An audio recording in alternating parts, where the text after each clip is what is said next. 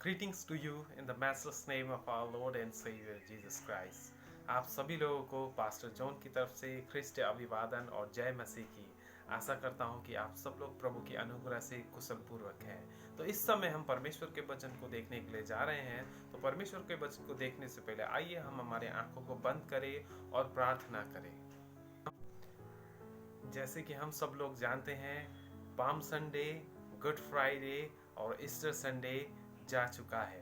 तो अगर हम देखेंगे प्रभु यीशु की जीवनी को, तो प्रभु यीशु मसीह ने एक अलौकिक प्रकार से इस पृथ्वी में उन्होंने जन्म लिया। जैसे कि मरियम वो कन्या थी, उसका किसी पुरुष के साथ में कोई भी शारीरिक संबंध नहीं था और परमेश्वर की आत्मा के द्वारा वो गर्भवती हो गई और उसने यीशु को जन्माया। उसके बाद हम देखते हैं कि यीशु बालक की तरह बढ़ा और वो जब बड़ा हो गया तो 30 साल में सेवकाई के लिए वो निकला और गरीबों के पास, बीमारी रोगियों के पास गया और उसने उन लोगों के साथ बैठा, खाया, उनके रोगी बीमारियों को चंगाई की, अंधों को आंखें दी, लंगड़ों को पांव दिया, मरे हुए को भी जिलाया प्रभु यीशु मसीह ने। तब उसके बाद देखते हैं रोमी शासक ने उसे पकड़ के क्रूस पे लटका दिया। लेकिन प्रभु यीशु 1 दिन, 2 दिन, 3 दिन मरे रहे और 3 दिन में वो फिर से जीवित हो उठे प्रभु यीशु मसीह। और जीवित होने के बाद में 40 दिन 40 रात तक वो अपने शिष्य के साथ में रहे और उसके बाद जब बेथानिया में वो गए और बेथानिया से देखते हुए अपने चेलों के बीच में से वो स्वर्ग में चले गए। तो हम देखते हैं कि प्रभु यीशु मसीह के जीवन की ये यात्रा जो है, जो चेले लोग हैं, जो शिष्य लोग हैं, प्रभु यीशु जब उनके साथ में थे तो आश्चर्य कर्म करते थे। उन्हें बहुत अच्छा लगता था प्रभु जब आश्चर्य कर्म करते थे, चंगाई करते थे, आंखें देखते थे, अंधों को, मरे हुए को जीवित करते थे। ये देख के चेले लोग बहुत खुशी होते थे। लेकिन जब प्रभु यीशु उनसे दूर चले गए, प्रभु यीशु जब उनको छोड़ के जब वो स्वर्ग में चले गए, तो चेलों के बीच में हम देखते हैं एक घबराहट है उनके अंदर। एक क्या है? क्यूरियोसिटी है कि अब आगे क्या होगा। हमारा प्रभु हमें छोड़ के जा चुका है, अब आगे क्या होगा।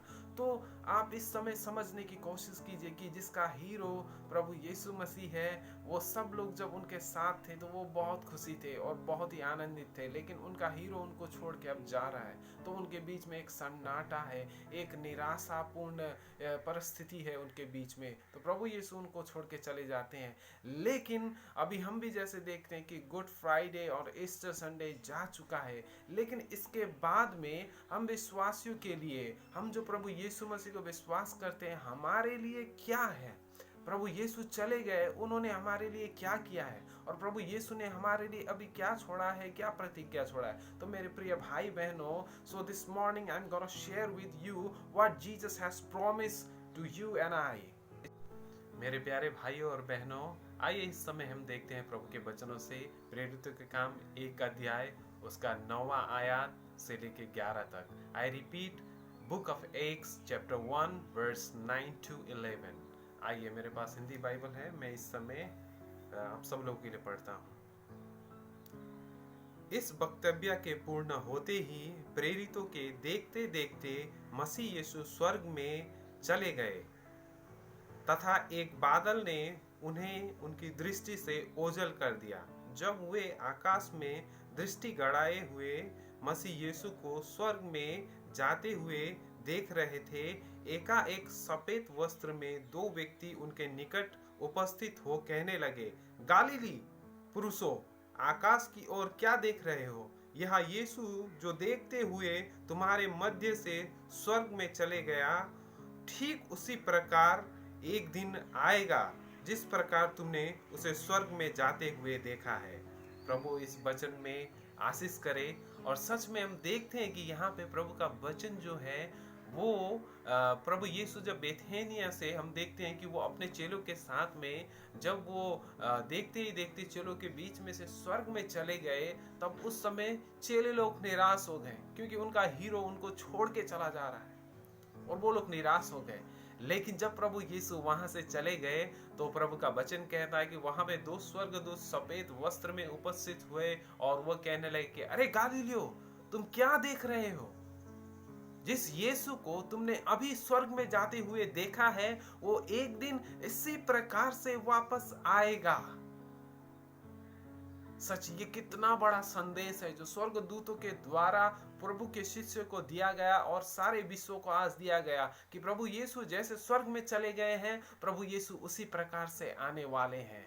तो सच में हम देखते हैं कि जब प्रभु यीशु अपने चेले लोगों के साथ में थे तो प्रभु यीशु स्वर्ग में चले गए, प्रभु यीशु आने वाले हैं फिर। और प्रभु यीशु ने ये जब तक वो संसार में रह रहे, उन्होंने प्रतिज्ञा किया है कुछ, उन्होंने अपने शिष्यों को कुछ सिखाया है। हम सारे आप जानते हैं जब प्रभु यीशु मसीह इस पृथ्वी में इस संसार में थे तो उन्होंने बहुत सारी शिक्षाएं दी, लेकिन कुछ शिक्षाएं बहुत ही महत्वपूर्ण थी। जैसे प्रभु यीशु ने अपने जीवन काल में सबसे ज्यादा प्रचार परमेश्वर के राज्य के बारे में किया। और उसके बाद देखते हैं कि जब प्रभु यीशु अपने शिष्यों के साथ खाने बैठे थे, उस समय जब वो अंतिम शिक्षा दे रहे थे, मेरे पास बाइबल है, आप देखिए यूहन्ना के पुस्तक के आप देख सकते हैं 21 अध्याय के उसके 15वें आयत में यहाँ पे कहा है कि यूहन्ना के पुत्र शिमोन, क्या तुम इन सब से बढ़कर मुझे प्रेम करते हो? तो मेरे मेमनों को चराओ। अगर मुझसे सबसे ज्यादा प्रेम करते हो, मेरे भेड़ों की देखरेख करो। अगर मुझसे प्यार करते हो, मेरे भेड़ों को चराओ। तो हम यहाँ पे देखते हैं कि प्रभु यीशु मसीह ने अपने शिष्यों को क्या दिया? कुछ आज्ञा दिया। उन्हें कहा कि अगर तुम मुझसे प्रेम करते हो तो तुम मेरे भेड़ों को खिलाओ। अगर तुम मुझे प्रेम करते हो, अब मेरे भेड़ों को तुम चराओ। अगर तुम मुझे प्रेम करते हो तो मेरे भेड़ों को तुम देख रेख करो। तो सच में प्रभु यीशु ने ये शिक्षा दिया है। आज आप और मैं परमेश्वर के संतान होने की वजह से हमें परमेश्वर का जो बगाल है, परमेश्वर का जो भेड़ और बकरी है, उनको हमें चराना है, उनका हमें देख रेख करना है, क्योंकि परमेश्वर ने हमें ये आज्ञा दिया है और परमेश्वर ने ये काम हमें दिया है ताकि हम इसे भली भांति कर सकें। और प्रभु यीशु ने, हम देखते हैं कि प्रभु यीशु मसीह जब इस संसार से चले गए और चेले लोग निराश हो गए, वो भयभीत हो गए, डरने लगे। लेकिन प्रभु यीशु मसीह जब पृथ्वी में थे, उन्होंने कुछ प्रतिज्ञा भी किया था, जो प्रतिज्ञा चेले लोग भूल चुके थे। और प्रभु यीशु ने एक बहुत बड़ा प्रतिज्ञा किया था। प्रभु यीशु ने कहा था कि मैं तुम्हें अभी जा रहा हूँ यहाँ से, लेकिन जब मैं जाऊंगा मैं तुम्हारे लिए एक सलाहकार भेजूंगा। वो क्या है? सत्य का सलाहकार है। प्रभु यीशु ने प्रतिज्ञा किया है। यूहन्ना 16 अध्याय उसके 7वें आयत में आप देखेंगे तो पाएंगे, जॉन चैप्टर 16 वर्स 7 आप पढ़ेंगे तो वहां पे प्रभु यीशु मसीह ने स्पष्ट प्रकार से कहा है कि मैं पिता के पास जा रहा हूं, लेकिन मैं वहां से तुम्हारे लिए एक सलाहकार भेजूंगा जो तुम्हें रास्ता दिखाएगा, जो तुम्हें मार्ग दिखाएगा, जो तुम्हें सत्यता के पद पे चलाएगा। तो प्रभु यीशु ने आपको और मुझे प्रतिज्ञा किया है कि वो पवित्र आत्मा को देगा, पवित्र आत्मा को भेजेगा। और जैसे आप प्रभु का वचन पढ़ते हैं तो प्रेरितों के 2 अध्याय में आप पाते हैं कि पेंटिकोस्ट के दिन में सारे शिष्य लोग पवित्र आत्मा से भर गए। तो कितना आपके लिए बड़ा संदेश है। देखिए, प्रभु यीशु मसीह ने आपसे और मुझसे प्रतिज्ञा किया है कि मैं तुम्हें पवित्र आत्मा दूंगा, मैं तुम्हें सलाहकार दूंगा। तो आपको और मुझे प्रभु यीशु ने प्रॉमिस किया है कि पवित्र आत्मा देंगे। तो आप और मुझे प्रार्थना करना है कि परमेश्वर का पवित्र आत्मा जो है हमारे जीवन में आए और परमेश्वर की भर। और आप देखते हैं प्रभु यीशु ने साथ ही साथ प्रतिज्ञा किया कि आई एम कमिंग सून, मैं बहुत जल्द आ रहा हूँ। अगर रेवलेशन की पुस्तक आप 22वां अध्याय और 12वां आयत पढ़ते हैं तो आप वहाँ पे पाते हैं कि प्रभु यीशु मसीह ने कहा मैं बहुत जल्द आने वाला हूँ। तो आप देखते हैं प्रभु यीशु मसीह आज से 2020 साल पहले जब इस पृथ्वी में आए, परमेश्वर का पुत्र मानव का रूप लेके, तो वो बहुत ही नम्र और अपने आप को दीन बनाकर इस संसार में जन्म लिया। लोगों ने उन्हें क्या किया? थूका, उनका मजाक उड़ाया, उनका गिल्ला किया और उनको क्रूस पे टांग दिया। और प्रभु यीशु को जिन लोगों ने मारा, प्रभु यीशु ने उन लोगों के लिए प्रार्थना किया, father forgive them, they do not know what they are doing. उन्होंने कहा कि जो लोग मुझे मार रहे हैं वो लोग नहीं जानते क्या कर रहा है, उन्हें क्षमा कर। प्रभु यीशु देखिए इतना नम्र होके इस पृथ्वी में आए। लेकिन मेरे प्रिय भाइयों और बहनों, प्रभु यीशु मसीह ने जो कहा है आई एम कमिंग सून, मैं फिर आने वाला हूँ। अब प्रभु यीशु मसीह वो दीनता और नम्रता में नहीं, लेकिन शक्ति में, सामर्थ में और अधिकार में इस पृथ्वी का न्याय करने के लिए आ रहे हैं। तो सच में आप और मुझे, विश्वासी हो या अविश्वासी हो, एक एक जन का प्रभु यीशु मसीह कठोर प्रकार से न्याय करने वाले हैं। तो तो प्रभु यीशु मसीह ने कहा कि मैं बहुत जल्द आने वाला हूँ। और हम देखते हैं कि मत्ती का पुस्तक उसका 24 अध्याय और 44 आयत वो कहता है, मैथ्यू चैप्टर 24 वर्स 44 कहता है कि तुम लोग तैयार हो। मैं पढ़ता हूँ प्रभु के वचन से, आप सुनिए। तुम्हारा भी इसी प्रकार सतर्क रहना अनिवार्य है, क्योंकि मानव का पुत्र का आगमन ऐसे समय पर होगा जिसकी तुम कल्पना कभी नहीं कर सकते। देखिए प्रभु का वचन कितना स्पष्ट प्रकार से कहता है कि हमें, आपको और मुझे क्या होना है, तैयार रहना है, हमें सतर्क होना है, क्योंकि परमेश्वर का आगमन होने वाला है। प्रभु यीशु मसीह संसार में आने हैं न्याय करने के लिए। अगर हम अभी प्रेजेंट सिनारियो अगर हम देखें तो हम जानते हैं कि आप और मैं ये विश्वव्यापी जो एक महामारी है उसके साथ में लड़ रहे हैं अभी। और प्रभु यीशु मसीह ने पहले ही कहा है कि मेरे आगमन से पहले ये सब चिन्ह होगा। अभी हम जानते हैं कि चाइना से जो ये वायरस कोविड-19 आया, इसने विश्व भर में इतना तहलका मचाया हुआ है। आदमी लोग मर रहे हैं, आदमी के पास में इलाज के लिए उसके वैक्सीन नहीं है। और हम लोग जानते हैं कि इंसान जो मर रहा है उनके लिए हॉस्पिटल की फैसिलिटी भी नहीं है। तो दिन प्रतिदिन इंसान मर रहा है और ये बीमारी उसे खाते हुए जा रही है। तो प्रभु यीशु मसीह ने ये पहले ही कहा था कि मैं आने वाला हूँ और आने से पहले ये सब चिन्ह होगा।